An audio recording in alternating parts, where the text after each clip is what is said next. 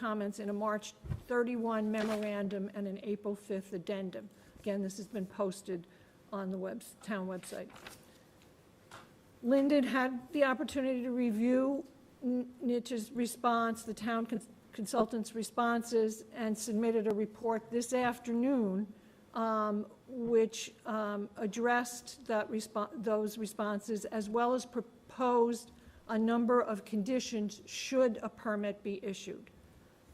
If those will be posted if they're not already up, I'm not sure, because they came in this afternoon. Just to summarize, Linden's report finds that Nich's response addresses its original comments on the NOI with one condition on one of the items, which I'll get to in a minute. They also, as I mentioned, recommended, as the commission had asked for, a number of conditions should the project be approved. Linden had recommended 22 general conditions and 52 special conditions. A lot of those conditions mirror ones that the Swampscott Conservation Commission would normally include in an order of conditions. I'm using the word order of conditions and permit interchangeably. It's the same thing. The majority of Linden's comments concerned clarifying, expanding, or correcting certain items in the town's NOI, which Linden found had been addressed in the town's response to those comments. There were two issues of more substantive nature which we received further documentation on that I'll just mention for the record. One issue was whether the notice of intent form that the town submitted needed to be signed by the Unitarian Universalist Church as well as the town, given that the easement proposed as part of the project is on church property.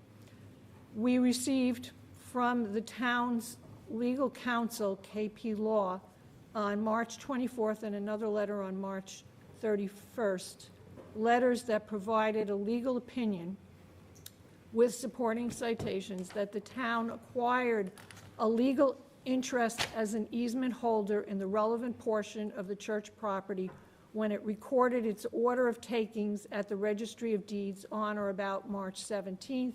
And so the KP Law position is that the town had acquired a legal interest as an easement holder in that property, and that a signature by the church was not necessary. So we have those documents also should be posted on the website, the letters from the town's legal counsel. The other issue of concern was whether there was a small separate wetland located at the bottom of a long narrow island on the church parking lot, which was adjacent to some wet sumps, and Linden, the peer reviewer, had felt that that should have been delineated as a jurisdictional wetlands. We received a correspondence from the town's environmental consultant, which is LEC Environmental Consultants, a March 30th memo in which they informed the commission that they had called and spoken with Pam Merrill, an environmental analyst at the Mass Department of Environmental Protection's Wetlands Program, and that she had confirmed that it was LEC's determination that the area in question was not subject to protection, was not a wetland subject to protection under the Wetlands Protection Act. So they had provided some documentation on that. Linden, the commission's peer reviewer, has recommended that we get not just LEC's memo, but also get something from the DEP to put into the file. And we are looking into that, I believe. We can speak to that, yeah. Okay. So that is a rather lengthy history of where we're at, but the long and short of it is there's been some back and forth between the commission's peer reviewer and the town's consultant regarding the proposal. All of the issues have been addressed, and the peer reviewer has, as I mentioned, submitted or proposed for the commission to consider a lengthy number of special conditions to be included, which we could go through, but they are posted. Are they posted yet? I did. I yeah. just posted them before the meeting. They are posted on the website if you want to take a look at that. Yeah, that doesn't help us. But at this point, we can open this up for comments first from the commission and then open to the public, both people present here and people on Zoom.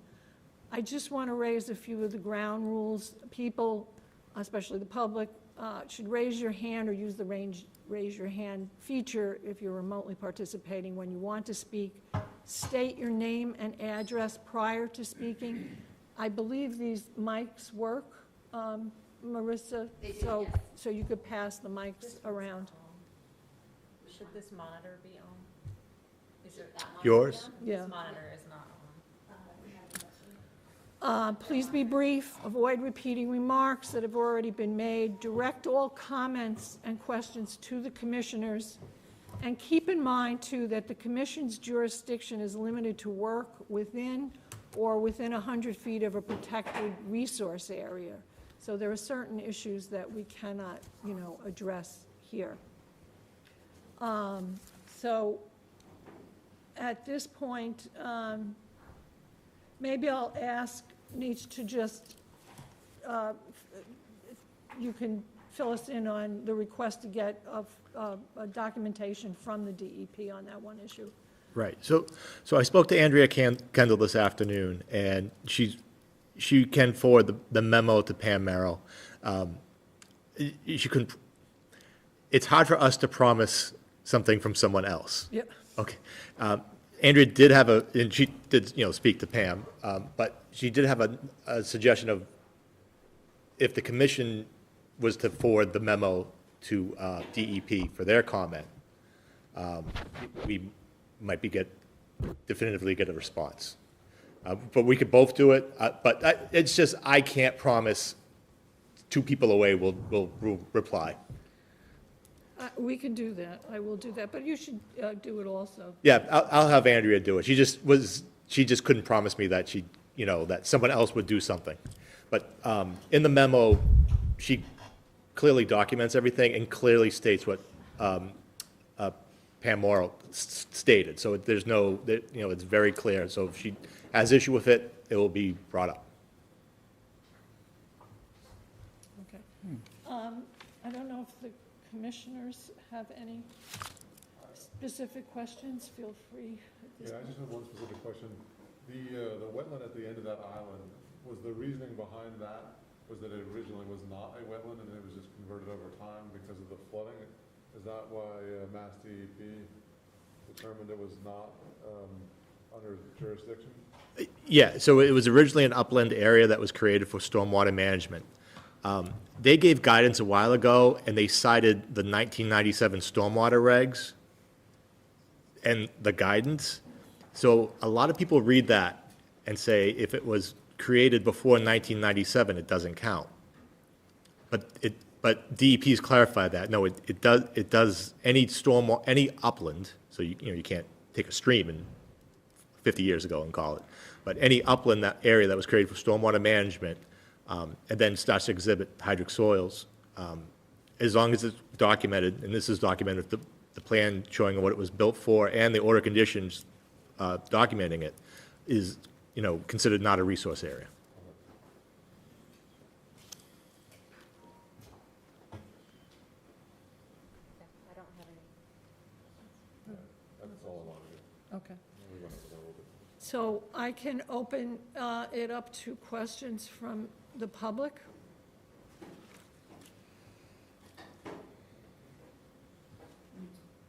Yes. Sorry. Oh. Just make sure you pass that microphone to the back over there. Oh, because they can't hear me online? They can if you speak, you have to speak directly into that microphone, so, yep, just make sure. Thank you, that- Betsy. Yeah. And remember to state your name. Sure. My name's Angel Fagundo. I live at 184 Forest Avenue. I guess my question in general terms is, so there's a requirement that you can't build within a certain number of feet from a wetland. Is this, council, can you explain how the school is violating that setback requirement, or are they violating it, or why are we meeting with regard to this project if that's not the case? Well, first off, it isn't a clear-cut prohibition against building in a resource area. It just, you can, if you meet certain performance standards that are in the statute. Here, there is no construction that's going to be done in any of the wetlands, holding this one issue about whether this little area is a wetland or not aside. It's all within the buffer zone. The 100-foot buffer zone, if a project occurs there, the concern is to make sure that the work that's done is not going to somehow harm the resource or the wetland. So for instance, if they're stockpiling dirt in the buffer zone, you want to make sure it's not, the sediment's not going to flow into, the wetland. So they have to take certain precautions. So when I mention the 52 or more conditions, special conditions, they're all designed to make sure any work that's done, and most of the work here, all of the work here is really done in the buffer zone, will be done in a way that does not harm the resource. So the school is, so the building itself is not going to be in violation of any of the setbacks for wetlands? There really isn't a setback. There's no prohibition. You can't build within 100 feet of a wetland or anything like that. The 100 feet buffer zone is jurisdictional. It means that we, the commission, have the ability to look at the project and make sure the work that's being done in that buffer zone is not going to end up harming the resource. And your conclusion that is that based on, if assuming they enact the 50 items that you mentioned, it will not be? My reading of it is yes, they have taken all the precautions and fulfilled, taken the necessary steps to protect the resource. Okay. I mean, with all due respect, it's hard to believe, considering the size of the building that's going up and the land they're taking, that it's not affecting something directly. I'm a little surprised, but you guys know more than I do, so thank you. Appreciate it. Yeah, I mean, take a look at the schematics, and maybe the town's consultant can speak a little to this too, about where the work's done and the precautions that are, taken to protect the resource areas, which would be the wetlands in the church forested area on the lower parking lot and Ewing Woods. And does that include wildlife too? Wildlife or no? Do you guys include wildlife in your consideration with respect to Habitat. We habitats? protect wildlife habitat. So have they explained to you what impact there might be to the coyotes, to all the different animals that have habitats in that area?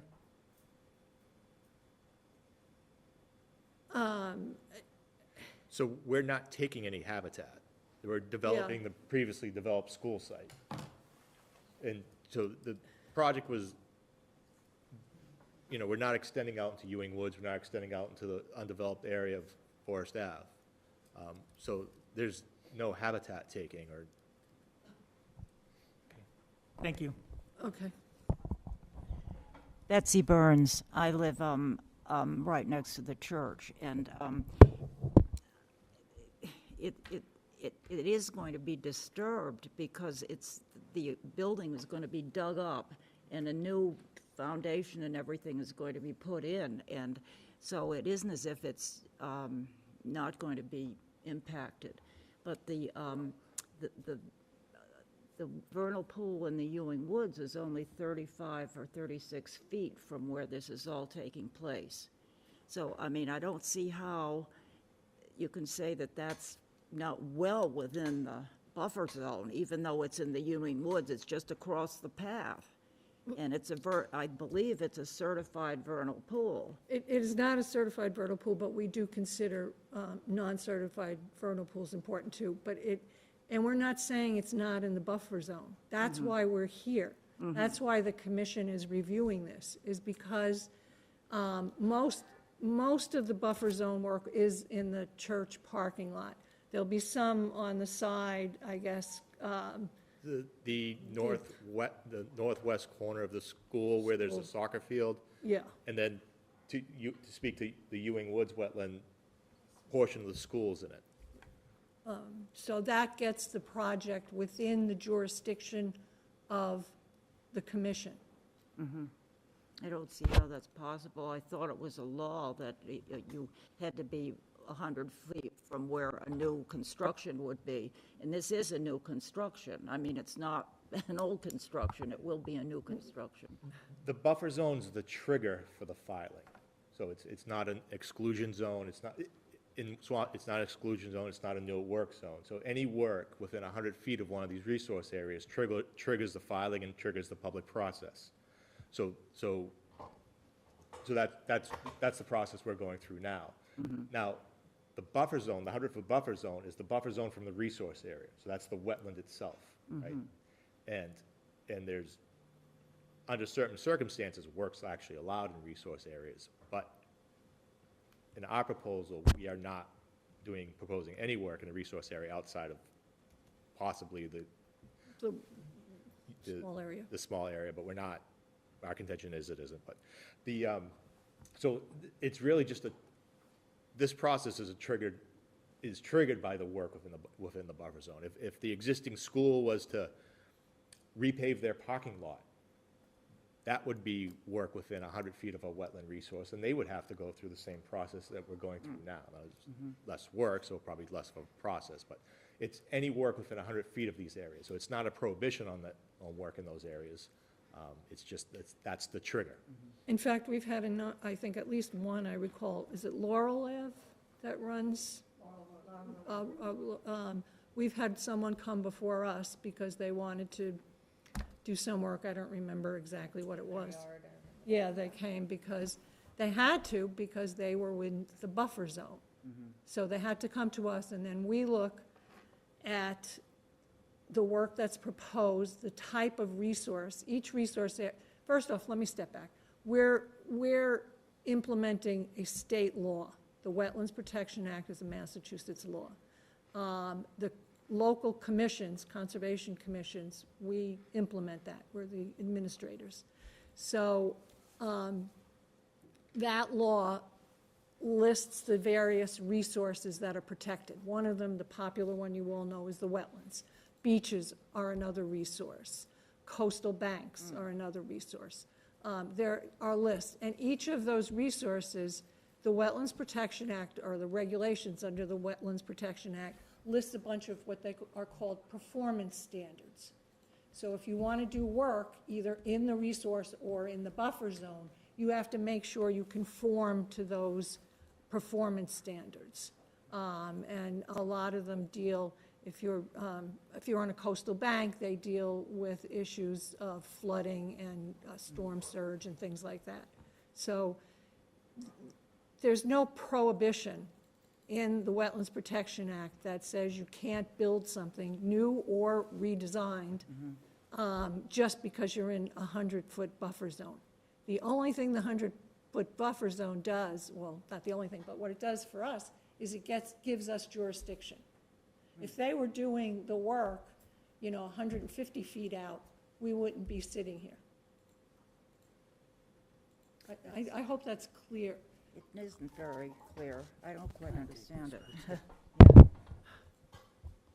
Yes. Ted Smith, 19 Laurel Road. The 100-foot buffer zone, from what I understand, is to try to have the habitat for the things that live in the wetlands. So down at Ewing Park, where the wetlands is, you talk about working out in that area, but that 100-foot buffer is where the things are supposed to go and live and go back into the wetlands. UMass Lowell Amherst did an extensive study, and it shows all the salamanders and the different things that live in there and how close they live to the wetland. So the 100-foot buffer is the habitat that they need. And when all that construction or the road going out the back there, you've now covered their habitat. You're only looking at the water, but the 100-foot, they need to live there. They go out of the water, they go up there, they feed, they come back down in there. Well, just to clarify, there's no paving or construction that's, I mean, the road in the easement by the vernal pool where the salamanders So there's are 100 is- feet from the vernal pool to anything But no, else. what I'm saying is that there's no habitat that's being destroyed. It's already there. The road is already there. And the Wetlands Protection Act is not, it's not saying what you're saying, that they've created a 100-foot buffer for the purpose of protecting the wildlife's habitat. That is not the purpose of it. The purpose of the 100-foot buffer is to give us jurisdiction to make sure that any work that's done there is not going to adversely affect the resource. So, you know, we have looked at that, as has our peer reviewer, who is not personally here, but, so, If they don't have a place to live, you've affected it. And there isn't a not- road there they're now, not- because that road, that's all just a gravel road, when it rains, the water runs from there all the way down to the end of Forest Extension. So you the walk road- through there, and the water's actually running there. But So- there's no Work proposed. work proposed where you're saying, the passage from the school out past the vernal pool in that area is already paved. They're not, You want me to share my screen? yes, please. I'm sorry, I don't have last time we met, we had a really nice graphic that showed this. I don't have that tonight, but if I can share my screen. I'm promoting you to panelist, that way you have that function. Thank you. The dirt path that goes all the way to Forest Extension, there's There's no what, work proposed there. oh, how are the buses getting out to the end? Forest Street Extension. I'll let, Through the field, right? it goes, We it's don't- going out through the church parking lot. No, the other exit. The other end, Exit to. where the buses are going. Can folks see my screen? Should we turn? No. You, David, if you go up to view in that top tab on your screen, is there a way to do full screen mode? Fit But page, this has to be turned. single page, continuous page, side by side.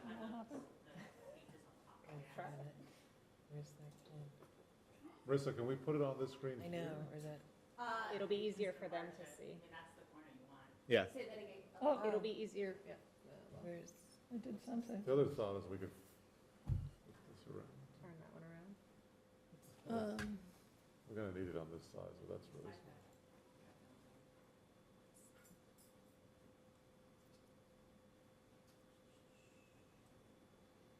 Do you have this, available to view David PDF?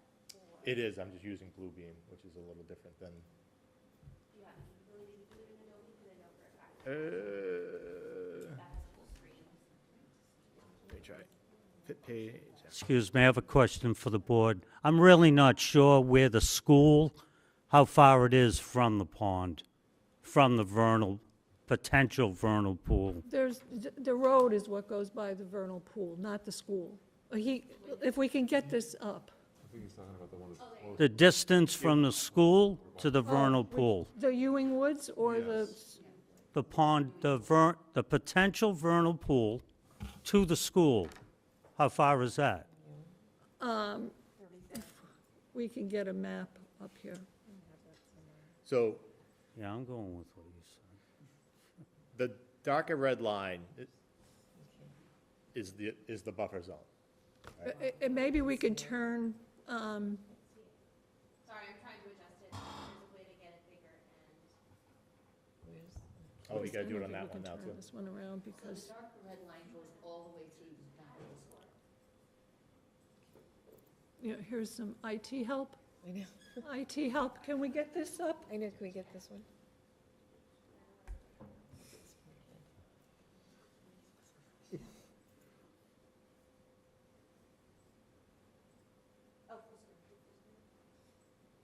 There you go. Is it possible to get this screen up? We had it up the last Yeah, we did meeting. have it last, I think that's because David was sharing through that the Yeah. monitor on the podium last Yeah, time. that's connected to that monitor. Got it.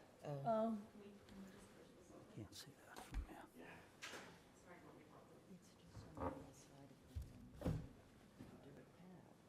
Maybe locked. I know where it is, yeah.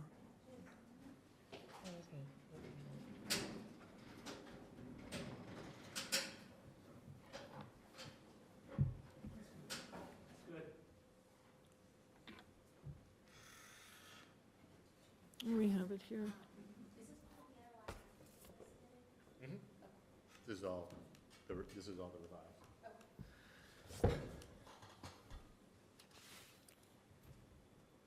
What's the red line?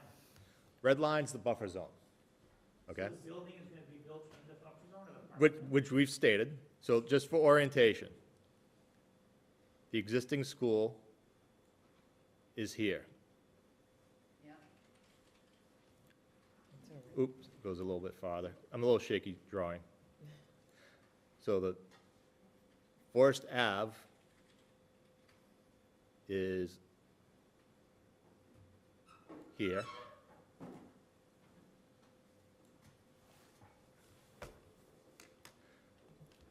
The darker red lines, 100 feet from the wetland resource area. So that's the buffer zone, that's the jurisdictional area. That current buffer zone consists of parking lot, school, and adjacent playground. And we'll have variations of that in the proposed condition. But you'll be blasting and drilling. We can speak to that. Thank you. There's a connection to the existing pavement, the end of the pavement at Forest Ave from the school site. It will be gated. It's for emergency vehicles only. Where's that extension? Forest Ave extension. It's for emergency vehicles only.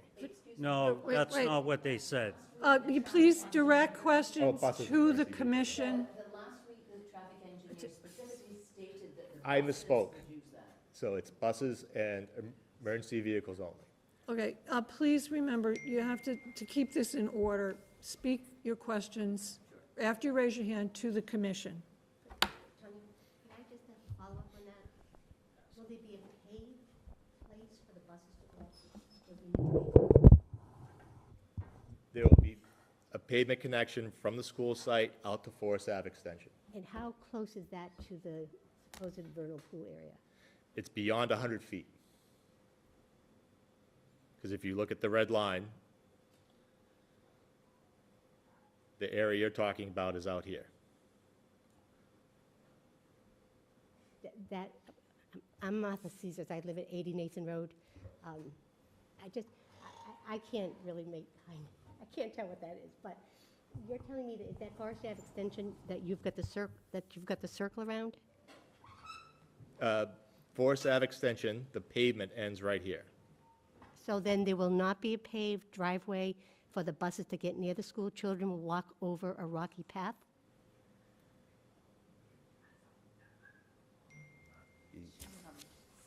Can I point with my finger? She means to connect Forest Ave extension to the school property. It will be paved. Yes. There currently is a paved connection, and it will be, And there's a small stretch of sidewalk that will end at about approximately where the pavement of Forest Ave extension ends, but that's not getting extended down Forest Ave extension any farther. All right, so you're saying it's just going to be a sidewalk? There'll be a sidewalk adjacent to the driveway. And how will emergency vehicles go over the sidewalk? No. it's going to be like a, sorry. I'm sorry, and what is your name? You need to Sam Ryan. speak Oh, okay. into I'm going microphones. to help him because I know what that street looks like intimately. Can you give her a microphone? Yes, people are having trouble hearing. Yeah, my apologies, because the traffic is different. So currently, Forest Ave Extension dead ends. I know, I walk there every day. Yeah, me too. And it dead ends, right? And then there's a little bit of just broken up right there, right, where the old road used to be. So that's not being touched at all. So what's going to happen is where that road curves right there, it goes into the school property. The road goes into the school property. So the current path that's there right now, that where the road ends, it's going to curve into the school right at the corner of the current property right now. So, yeah, so the path, it's not going to go into Ewing Woods. It goes before Ewing Woods, and it's going to go into the property. But the sidewalk's going to stop because the kids, if you're riding there, you just go right over onto the property. Like, the sidewalk's going to end where the school property starts, so they can walk on the school sidewalk. So children will get off the bus on Forest Ave Extension? No, they No. don't get off the bus. The buses will go right into the, well, actually, the buses are coming from Whitman. Whitman. Right. So they're going to go right in, and they're going to go right out.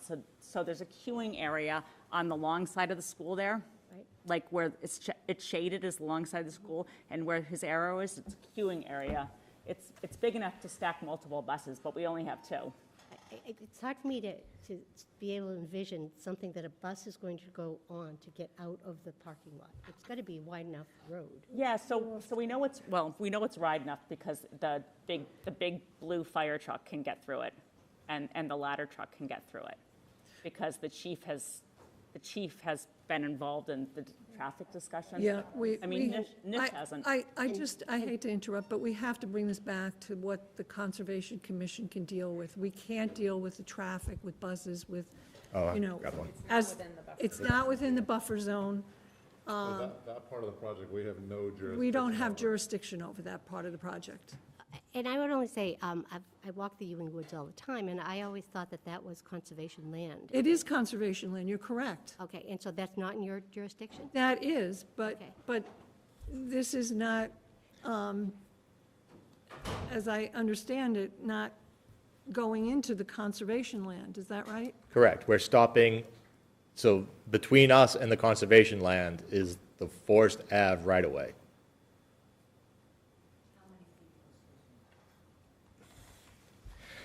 50? So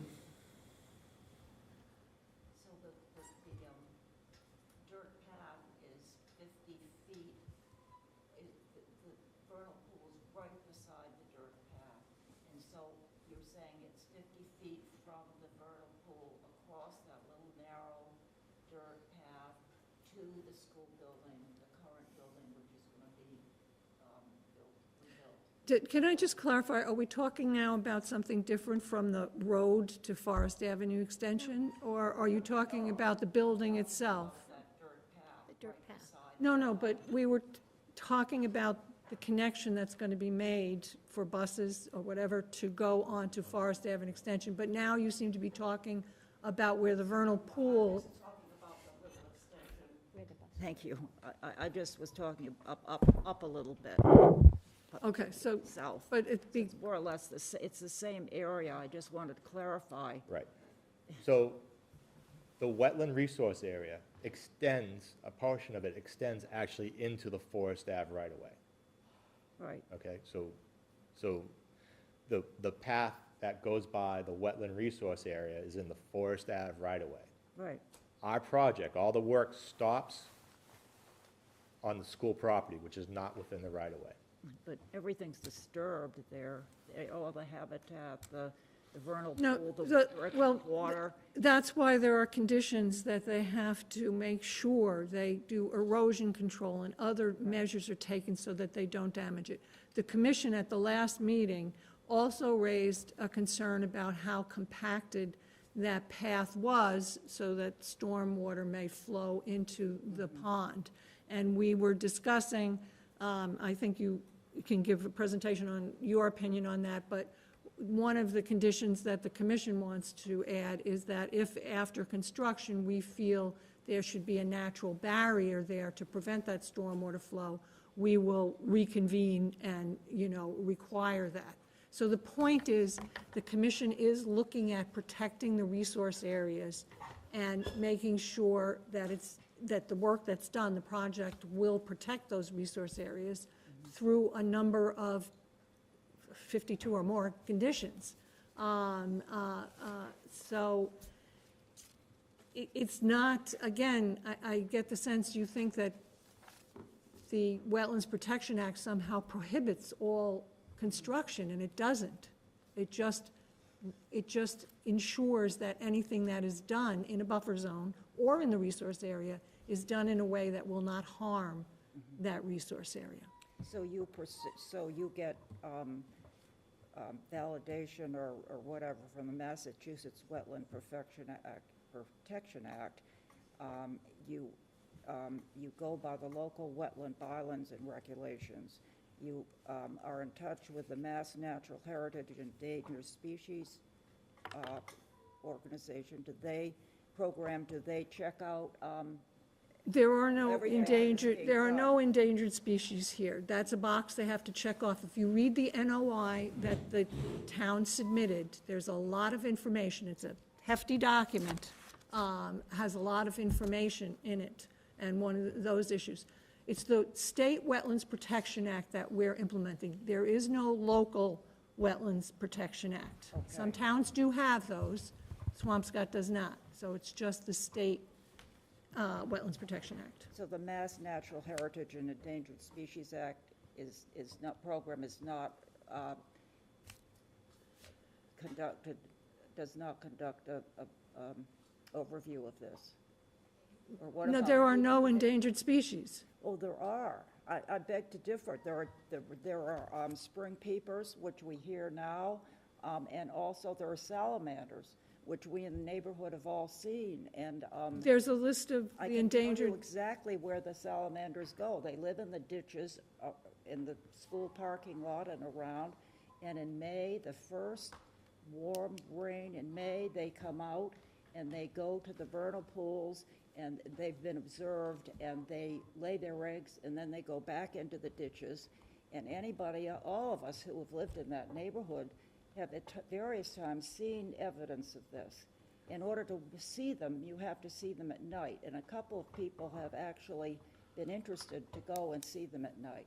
But I've had a salamander in my basement that somehow got into my pump, the pumping area, the sub pump.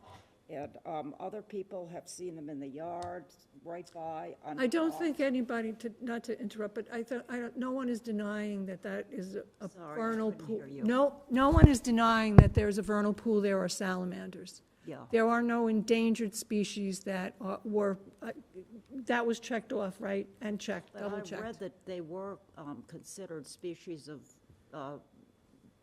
well, I think the spotted salamanders are endangered species, and I think the spring peepers are considered something to, The National Heritage folks updated their maps August 1st. They do it every 7 years.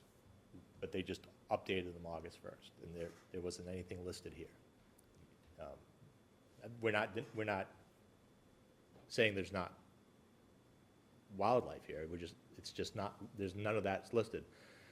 In any event, what we did is work to keep the work within the developed area. And we also worked hard to make sure the water that is currently flowing to those wetland resource areas continues to flow to them in the same amount, because some of the species you're speaking to, you don't want to dry up the wetlands, and you also don't want to flood them. They're happy as they are now. So one of the early comments from the Conservation Commission's peer reviewer was to make sure the volumes of water that was currently going to those resource areas was being maintained in the built condition, so that we didn't upset that habitat. And we took care to do that. And all of the water that's coming off the roof and eventually ends in the Ewing Woods wetland area is going through an underground filtration system, correct? Yes. Yeah. So that it's not only the volume, but the quality of the water is something we're concerned with not being impacted by this. And so that's where the 70 conditions come in not only during the construction phase, but once the building is complete, we want to make certain that, you know, we don't disrupt this wetland habitat. Yes, some of the conditions continue beyond the construction period. I would urge you all to look at those conditions. Well, we would have, I think, if we had seen them. They came today. I had to sit and spend the afternoon, you know. I know they just arrived, so, Yeah. you know, we didn't have a chance to look at them before this meeting. In the back. Andrew Smolis, 23 Nason Road. I'm wondering if you can give some color as to the expectations around blasting or removal. What you expect, and if the soil's been tested for any contaminants. If so, what's the plan? Well, I will mention with the blasting, we did raise that, a concern that, again, this commission is concerned with the resource areas, and our concern was that blasting would somehow affect, like, say, the vernal pool or the wetlands. What you really need to do is the Earth Removal Advisory Committee will be, the select board issues a earth removal permit. There's an earth removal bylaw, and it covers blasting, dust, issues like that. And the Earth Removal Advisory Committee will meet to advise the Select Board on what to include, again, what conditions to include regarding blasting. But that is not something in general we can I was going to say, I can speak to that a little bit. They are organizing a meeting with ERAC, the Earth Removal Advisory Committee. I believe it is scheduled for next Thursday, August 14th. Tentatively at the police station community room, also via Zoom. Final location will be issued on the agenda, but for now it is supposed to be at the police station community room. Thank you. I guess one follow-up question, forgive my ignorance, and I'm surprised that something that wouldn't fall under your jurisdiction as well, too. It seems like it'd go hand in hand with what your oversight is. We did raise it with respect to what damage the blasting could do to the resource. And you want to deal with... So the peer reviewer did raise the issue of, will the blasting have any effect on the actual resource area? Will it somehow crack the wetland and drain it? And you know, so we're committed, we're going to put monitoring right at the property lines, closest to the resource areas. This is just speaking to the resource area, just not, I'm not saying the only monitoring that would be done, but just to speak to the resource area concerns. We're putting monitors right at the property line closest to the resource areas when the blasting occurs to make sure we stay well below the values that we need to, that would cause any off-site damage. Now, the technical aspect of it is the wetlands themselves, even if they're underlaid with bedrock, the hydric mucky soils are very plastic. So it's not, they're not, you know, you're not going to, it's not like a quarry that you're going to crack and it's going to drain out. You know, but even beyond that, we're looking to make sure that, again, the measurable impacts beyond the property line on the resource areas are below the state requirements, which are very strict. And then, again, as mentioned, is the ERAC process will also deal with a lot of the other issues you've talked about. You can take a look at the bylaws, the general bylaws, and there is an earth removal bylaw. And it lists, you know, all the issues that the earth removal permit has to address, and blasting is one. I will be at that meeting. I'm the liaison from the Concom to the Earth Removal Committee, so I will be there for that. The peer reviewer also asked questions about dust produced from the blasting. Those were addressed also, correct? Dust. Right, so the dust is, but we might expect them to be further addressed further in the. Right, I'm just saying in regards, it wasn't just the potential drainage, it was also the dust that we So were concerned about. part of this application is just not the plans, the calculations support the plans. It's also ongoing operations and maintenance of the site and operations of like the actual construction while it's being done. That's all part of the initial filing that was submitted, which ended up being about 500 pages in total. And, you know, there's procedures for during construction, there's procedures for after construction to make sure the results that we're promising are met not just the day after school opens, but, you know, well down the road. It's properly maintained, and, you know, again, the resource areas remain vibrant and healthy. Yeah, perpetuity, there will be conditions that go on.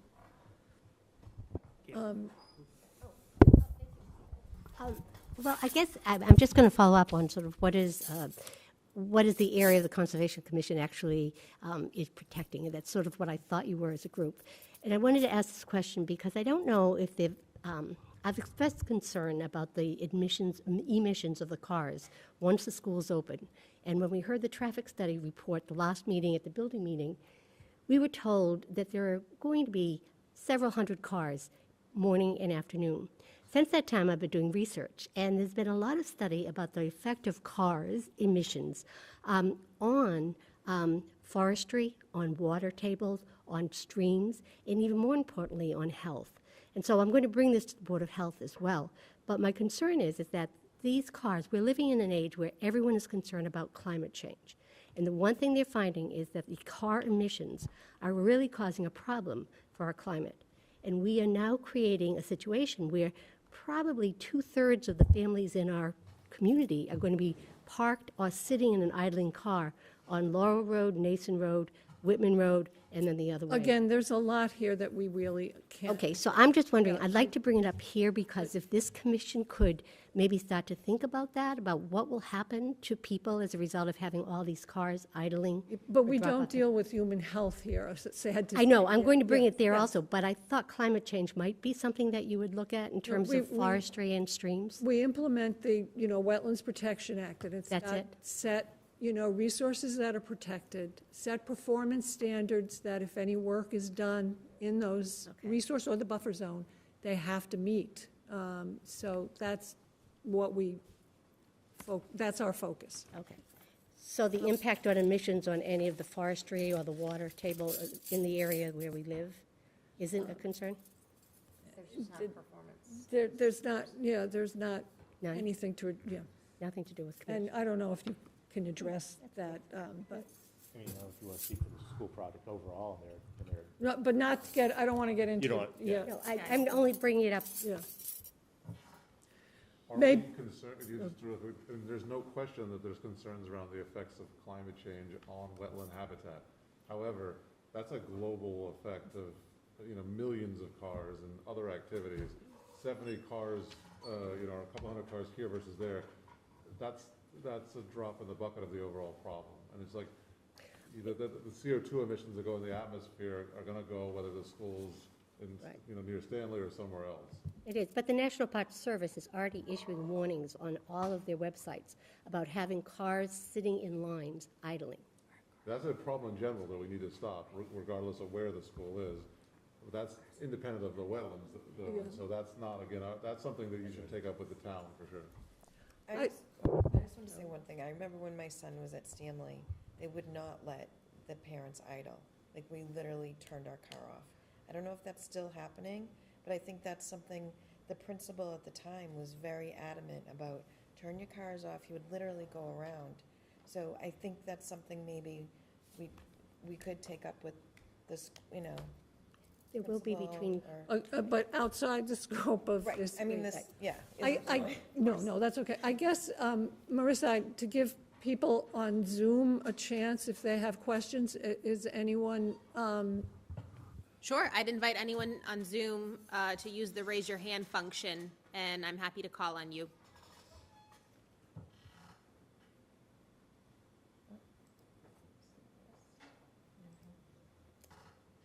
Does not look like I have any hands raised. okay. Yes, So just to be clear on one point, so 2/3 of the school-age children will be commuting in that area, in a like 4-block area, where today it's only the middle school and it's only one elementary school. 2/3 of all children will be driving.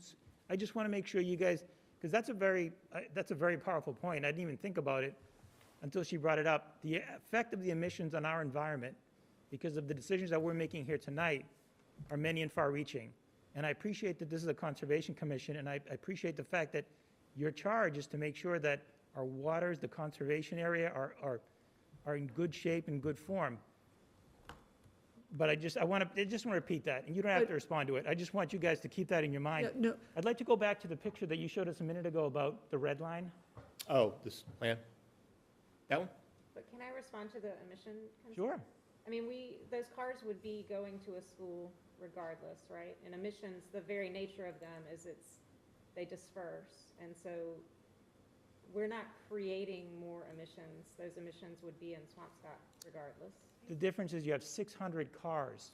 I understand, but you were saying Pardon me, let me the just- effect of the emissions are let going me to just- spread regardless. You have 600 cars waiting in line, where today you have 3 different schools where there's 200 cars per school that are absorbing those, and it's not as big of a line, and there's not as many kids to drop off, so the lines move more quickly, so the wait time isn't as long. And again, we're digressing, and I apologize Yes. for that. So, I think you think we have broader power than we do. no. Yeah. I think this is a town, and we're making a decision as a community, and I appreciate that this is the Conservation Commission, but I think it's important for all of us to do the right thing for the town, for our students, for everybody. That's all. So I look at that red line, and I have a question. So we talked about runoff, we talked about the water being filtered through the building, through the rain gutters and all that stuff, coming out more clean. Is the footprint that I'm seeing in gray, what part of it is to be paved? The gray on the screen is the building, so that's the roof. Wait. That's the building? Yes. So where's the pavement going to be? Let me,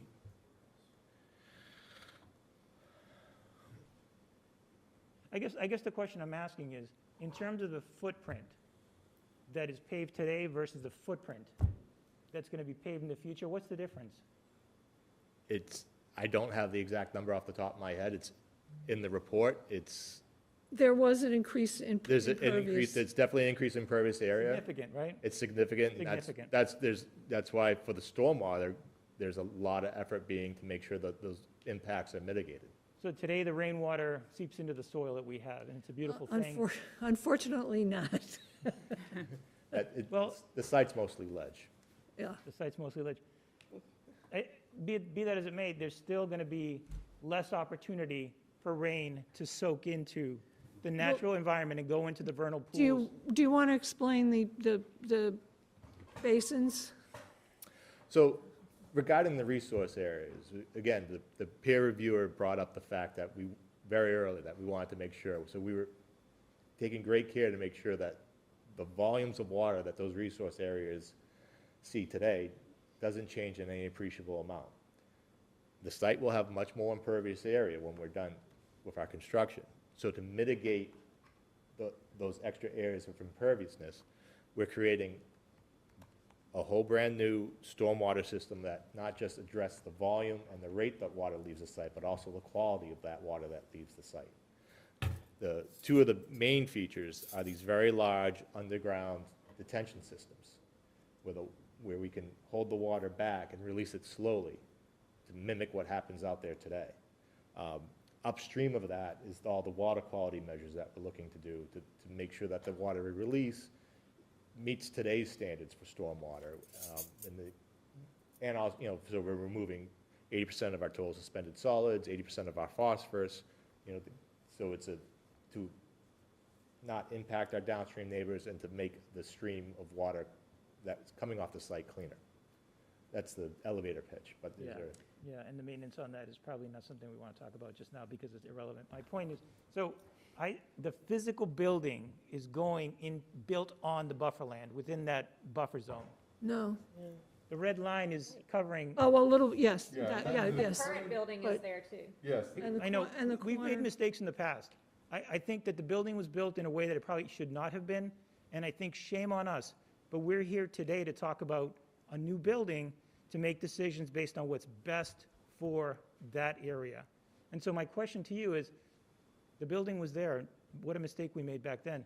Are we going to do the same thing and encroach on buffer land with a structure that size? Is that what? But encroaching, when you say encroaching on buffer, you make it sound like you can't do that. But that's not, you can build in the buffer zone. Do you know how many filings we get of homeowners who are in a buffer zone and want to put an extension on their house, want to put a patio on, want to do, it's all in the buffer zone. They come to us. We make sure they meet the performance standards for whatever resource that buffer zone is off of. And that's what we did here. And I mean, I have never seen, I'll tell you, an order of condition with 70-odd conditions in it that we have issued in this town. The peer reviewer, with the cooperation of the town's consultant, have really buckled down to make sure that this project is going to protect the resources under the Wetlands Protection Act. And I urge you to look at those and look at the notice of intent in some detail. Because, you know,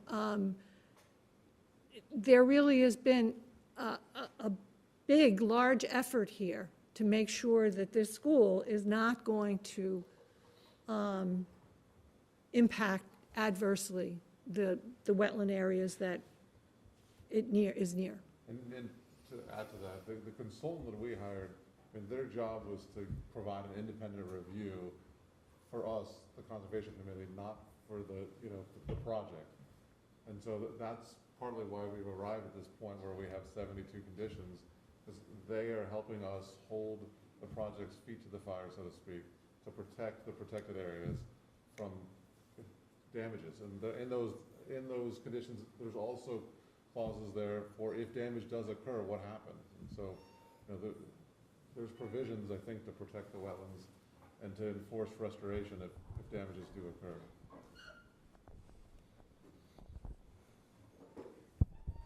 Well, doesn't it make us think that the extraordinary effort to do this project, that all these 72 conditions, maybe it's going beyond what is No, not at all. right? No. Not at all. Just because there's 72 or however many conditions doesn't mean that there's something wrong with the project. It just means that the Conservation Commission, its peer reviewer, has tried very hard to think of every possible scenario to protect this resource. Now, what is the oversight of this? I mean, how can we be sure that every one of these conditions is going to be carried out to the absolutely proper length? I mean, is the DEP going to come out, you know, The DEP periodically and check this? The DEP Who's going to be oversight? Who's going to be There are, oversight to this? well, the commission is, there's reporting that has to be done. We've been on site. There are conditions that require before they do any work, the commission goes out there to make sure erosion control is in place. I mean, and I know there's a number of conditions where information has to be provided. And then there are the conditions that remain forever. You know, we want to make sure that the systems they've put in for purifying the water are maintained. And that will be on the town. And they have to report every, I forget if it's a semi-annually or annually, to the commission on how they are maintaining things. So there are safeguards in there. An annual basis. On an annual basis. We could change that if it didn't, you know, at some point if it was, you know, if we needed to, we could change that to quarterly or. Yeah, we could change, I mean, there's a provision in there that we have the authority if something's not, we feel isn't working right, we can. Very technical, all this business. I mean, I would think it would be hard for any of us to really understand and have confidence in. That's why we have a peer reviewer. That's why we hired a peer reviewer with an expertise. Who has advised us that they have met all of their concerns.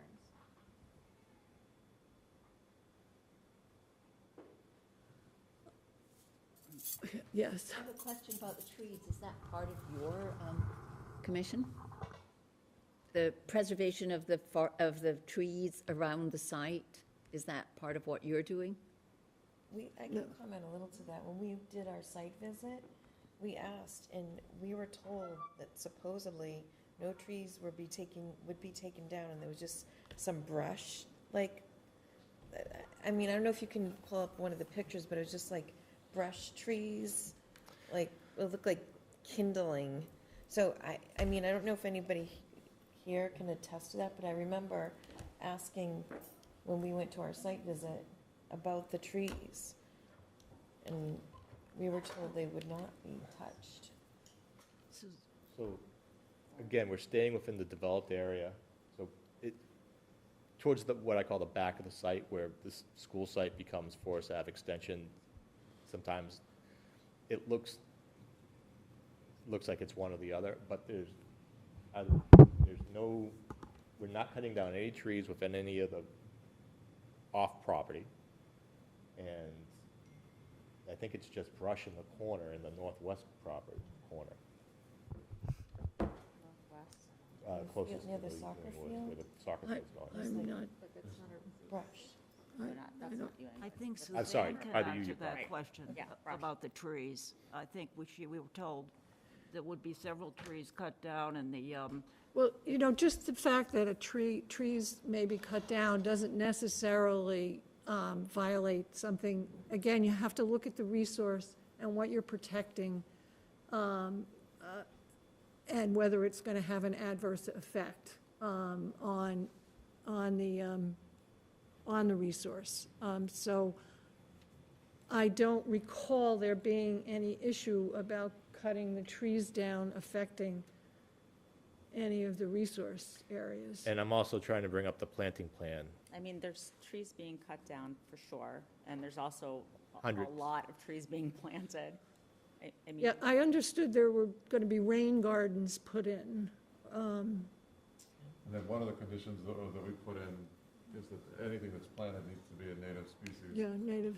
And we replied, there's a small area where, given in the response, and speaking to the landscape architect, they can make it all native, but they thought the plant that they selected, which is a subspecies of viburnum, was the best one for that location. And I think there's also a requirement to take out any invasives. the If property. it's, On the property. yeah, on the property, if it's disturbed. So is the viburnum non-native? the one species of, from what I understand, Because there's a lot of native viburnums. It was It- it's a subspecies, and because of the way it blooms in 3 seasons, it provides the best screen. Or there was something about it.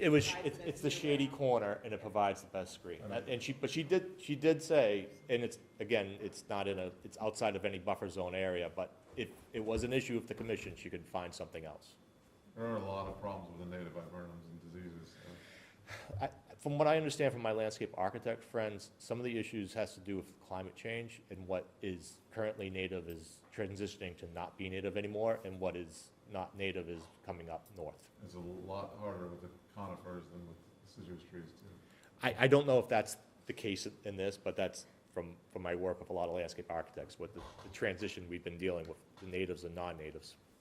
Yeah, definitely. You know, I just want to say that, you know, we here are very concerned about the environment. That's why we volunteer on the Conservation Commission. Believe me, this is a thankless job a lot of the time. And so we do take our job seriously. I mean, that's one of the reasons we said, this is a big project, let's get a peer reviewer in here who has a lot of expertise in this area. And that's why we have gone through this painfully, through this NOI and through the conditions, and trying to make sure that this works. And it, for our jurisdiction, our focus, it does. You know, if you have issues with traffic and stuff, that is not something Right. we're going to be dealing with. But we have tried very hard to make sure, and taken this very seriously, this project. My question about the trees did not have to do with that back corner, but had to do with the back of the new building, where it abuts the path that is by the side of Ewing Woods. And so the rear of the building, I assume that they're going to leave the trees that are right up against the building, or are they going to cut the trees at the back of the building and just leave the path and the trees in Ewing Woods? So that was my specific question. Inside the resource area too. So that, So, So on the right-hand side of that picture, those trees, at least I think that's the right, that's what I'm thinking. Yep. See the school, Yeah, right? We're looking down. These trees. those these trees are all going? No, they should be staying. They're not on school property. They're not on If school they're not on property. school property, they're staying. The ones So that that are was my, that was The my ones that are question. on school property are most likely coming down. Yes. If you were to, if you go out there, so a good indication of where that property line is between the school and the right-of-way is the hydrant. Oh, I know where the, yes, I know, I walk that path every day. So if you were to mentally draw a line parallel between the school, that's the property line, Okay, right? So if you go to the school side, those trees would go, but anything on that line would stay. okay, thank you. Does that mean some trees inside the buffer zone are coming down? Yes. Yeah, probably. Yeah, because, especially for the right. northwest portion. The northwest. Closest to Buffalo. you, we've been talking about Ewing Woods so much, but the buffer zone on the site for the UU Woods. Yeah, okay, but not the, in that area, like, is a mess, to be honest. There's the bramble growth. It doesn't look like there are many trees within. I don't This think part here is what I was at, in the the- Ewing in the Woods, Forest is there any of those trees coming down? trees. Oh, Like, Ewing we're Woods not is going so into bad. the woods on that side. Looks so No, bad we're in not, there. I but feel, there might- you know. Ewing Woods that there's is straight got tree a behind. burning bush invasive species problem that is, I don't know how you could ever fix. Every other bush is burning bush. Yeah, and you can see all the red in there right now because there's no greenery yet, so you can see what that is. Yeah, no, that's, So inside of this buffer zone, those trees on the north side of the path are coming down or not? Sorry, I can't see that picture I don't believe so. here. Okay, I don't think there's any. those trees should stay. No, it doesn't look like there are any.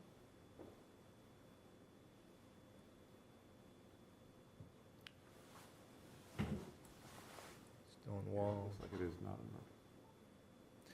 really zooming in.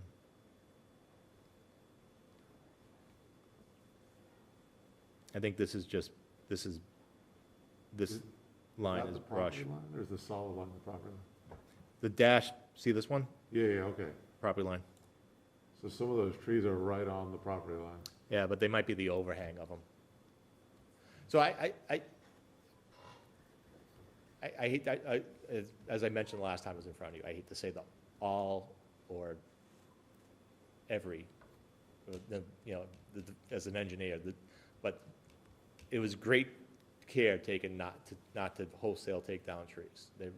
And given the proximity of the resource area to the school, that, I would say prioritizing those trees would make sense,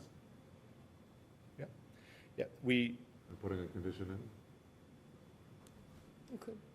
so a typical condition I see for that is prior to any being cut down, they get marked, and then either, I don't know how you operate, when my Yeah, I commission. like that idea. My commission, we assign a commissioner, or maybe it's the agent, or whoever you want, but they come out and look, so that, we just don't cut them. We mark them, we look at them together, we say, okay, we can save it, or it's not worth saving, or that one that's not marked is dead, so why don't we just do the water connection over there?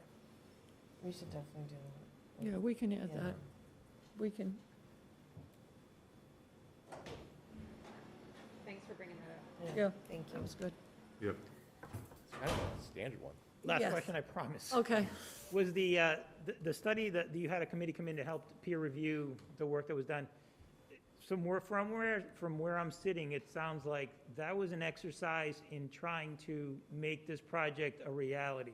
What do we need to do to make No. this project? No, that was the opposite, because the peer reviewer has to poke holes in the town's project. So the question ultimately should have been, is this the right place for this building? Was No, that question asked? He's like us. The peer reviewer is like us. He's looking at the conservation issues. He's not looking at, is this the right place to put a school? Is the traffic okay? He's just, I'm not asking, no, I'm just saying, To your point, though, sorry. I don't yo, know. go, go. So to your point, though, it was a, like, okay, if this project goes forward, what's wrong with it? Or what do we need to do? It wasn't like this project versus us putting the school somewhere else. It was weighing the school in this one location. right, versus saying, is this the right place for the school, period? Is this the right place for a That- school? That's not, Yeah, that's that's not our Is decision. this get the right this- place for a building, I guess, is my, That's not our decision. Yeah, when it gets to us, it's like a project has been proposed, we review it. We review just that project. We don't make decisions around alternatives. We just make certain that it meets the guidelines of our jurisdiction, which is the Wetlands Protection Act. So we have to protect the resource areas, which are the wetlands. well, I gotta tell you, this is disappointing. This whole project is just a big disappointment. And this is just another example of how it's a disappointment that, I don't know what else to say. It doesn't sound like the committee was there to decide whether this is a buildable spot and because of the wetland considerations. It sounds like it was, we're gonna make these conditions part of the building project. Is the building capable of being built without harming the resource? That was the question Yep. to us. And- The town, I mean, we don't decide, is the building built? We do get occasionally, projects, not this one, where it's just like, where there's no way, they wanna put a pool basically on the bank, then there's no way it can be done as it's proposed. In those instances, we have said, like, this is what you're gonna have to do to make this work. Move it back. But in this Or case, if they wanted to put the school in the wetland, Yeah. yeah, we're not gonna, that's not gonna fly. That would have, there's no way you could have done that. Is nothing we would ever propose. Yes, no, but. yeah, but I mean, say, if that proposal came before us, that would be a case where we'd say, like, this is not gonna fly, you're gonna have to move this. But that's not what this is, and, we feel with the 72 conditions, we can adequately protect these wetlands. It's going to be 73. Yeah, 73. Yeah, it's growing. Or The it's number is growing. growing. It's Right, good. growing. If there are no more questions, and Marissa, there's Marissa. Is there anyone you want to check on Zoom? Sure, I'll do one final request for anybody via Zoom who would like to voice a comment or a question. And again, you may use the raise your hand function.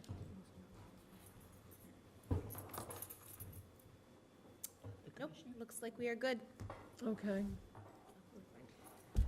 If so, I would entertain a motion to close the public hearing. Oh, yeah, it is. Motion to close the public hearing? Second. All in favor? Okay. I would now ask for a motion on the town's NOI to build a school at 10 Whitman, 10 Whitman.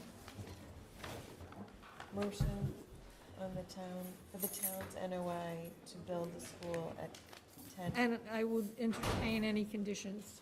with all conditions from the Conservation Commission and the peer review, and any that we need to add at The ones 10 that Whit- came up tonight. 10 Whitman Road, Which would be prior to cutting trees, right. they'd have to have the commission come.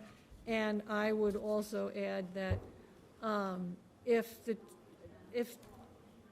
the commission determines that there's some need for a border, natural barrier between the school and Ewing Woods, we'd come back for that.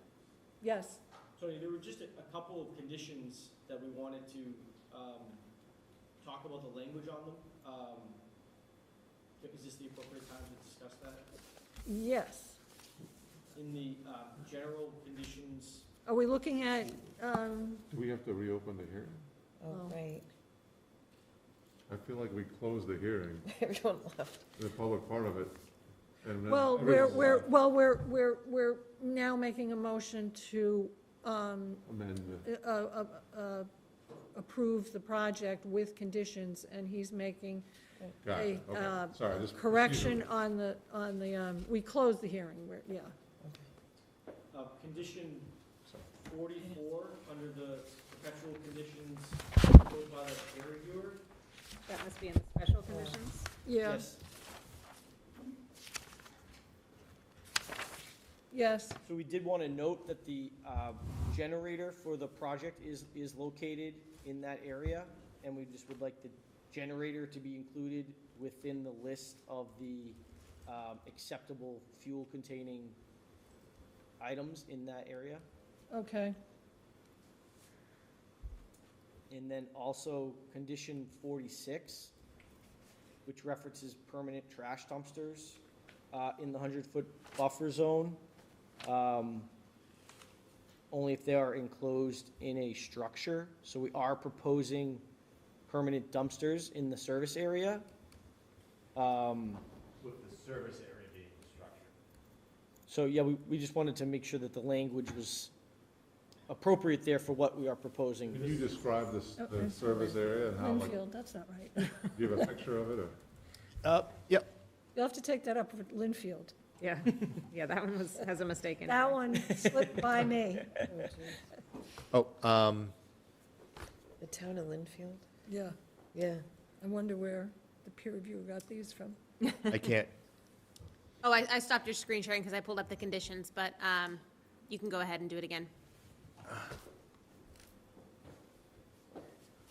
What is the change in language that you're looking? well, it's more, we just want to make sure what we're showing, it meets your intent of your, Just read literally, it could create conflict with what we have proposed, so we would like to. so this is this on the screen now? Yeah, So this is the mechanical area, and this, remember, this mechanical area, which includes the dumpsters, is enclosed with a wall. And so what we just want to clarify, that condition reads more like fence around dumpster So that whole area is enclosed. is enclosed. If we just, I interpret that to the intent of what the, yeah. Yeah, but Yeah. maybe we take out in a structure Right, seems that would weird. be- And maybe we just say enclosed. I like that. Okay, Yeah. I just read it as yeah. Yeah, it does fence. seem like, yeah, Like, you right know, around. And are they within 50 feet of the resource? Yes. Yeah, Well, they're within 100 feet, they may not be within 50 feet. The dumpsters are definitely not in 50, they're probably more like Okay. 75. Okay, Where is the generator that you were just talking about? Right, where's it? That's it right there? I think it's that one. Okay. And that's either the transformer and that's the generator, or it's vice versa, but it's one of those two rectangles. See this one? Yeah. Sorry, I'm really bad at drawing. okay. So how are we gonna modify number 44? So the generator has, I mean, the generator will have a double wall fuel tank. If you're, with a physical concern about it, but we just want to make you aware of it. Except for such substances Okay, so it's. stored in closed containers within a building or in tanks attached to vehicles, or unless permitted in a new, Can we just take that one out? So wait, I would Add say an exception for the generator? yeah. It is a closed container, right? But But this the says condition reads within closed a building. container within a building, and Yeah, it's it's not not within a technically building. within a building, Okay. it's a, So take out the building, or it says, or tanks. Attached to a vehicle, so it's not Oh, either. yeah, it's neither. Enclosed. just doesn't quite capture what we have, although it does, the exceptions don't quite capture what we have on the site. Someone has a raised hand. Really? William Jones. Or is the. Oh, that's Oh, Bill. it's the Oh. I was consultant. gonna say, do we wanna talk to the consultant about this? Bill, you don't have to raise your hand. You can chime in anytime. Yeah, that's exactly what I was Probably gonna like- say. Bill, He's not, he's Okay, I muted. think you can simply address this. If it's in a double wall tank with leak detection, Oh, then it's fine. maybe we should put that leak detection. yeah, Yeah, all they do is it's a double wall tank and there's a probe between the two tanks, so if there's a leak, they get an alarm. Okay. Pretty standard generator equipment these days. Does the alarm go to like someone's phone or? No, it would go on wherever the school alarms, the generator has a whole host of alarms associated with it. and they likely have a central alarm panel in the school building. With the buildings today, that will get bounced to like an alarm on someone's phone. Yeah, that's how like Someone will get a call. the like Yep. pH Like our systems. freezers. Is someone going to make a suggestion on how to better state this? Yeah, I think it was a double-walled tank with With leak a leak, detection, leak protection guard, leak Leak detection. detection. detection. Okay. Thank you, Bill. Thank you, Bill. Are there any other issues with the Yeah, conditions? were there any other conditions? Were there any other? No, not that I'm aware of. Okay. So I think we have a motion on the table to approve the NOI with the conditions of the peer reviewer, with the modifications just made, and the addition of 2 additional conditions. One about prior to cutting any trees, the commission has to review which trees are being cut, and That one's only within the resource areas, right? is Or it do we want the whole property? No, it's only within, Yeah, I thought it was only within the the buffer zone. Yeah, within the only buffer zone? Yeah, sorry. Okay. I mean, that's our jurisdiction, so it seems like it'd be odd to Yeah. extend beyond that. And the other one was if the commission determines that we should reevaluate whether there needs to be a natural buffer between the school and so that's the motion on the table. I second the motion. All in favor? I think, just, your names quite aren't visible from the Zoom camera, so just roll call to be safe. Oh. Tony Bandrowitz, in favor. Randall Hughes in favor. Jonathan Grabowski in favor. Monica Lagerquist in favor? Okay. So I will get you, Marissa, all of the conditions Sounds good. in one form and findings, Perfect. which I started, so. Thank you for reviewing it. Yeah, thank you. Yeah, and we'll say, well, we talked about the Linfield, we'll take that out. Oh, yeah, Linfield has to come out, but we can. Do a Linfield search. Yeah, I was gonna say, search and see if it shows up anywhere else. I think we can, do we have to Adjourn. move to adjourn? Move to adjourn. Second. All in favor? We're adjourned. Yay. You can take us off. Fine.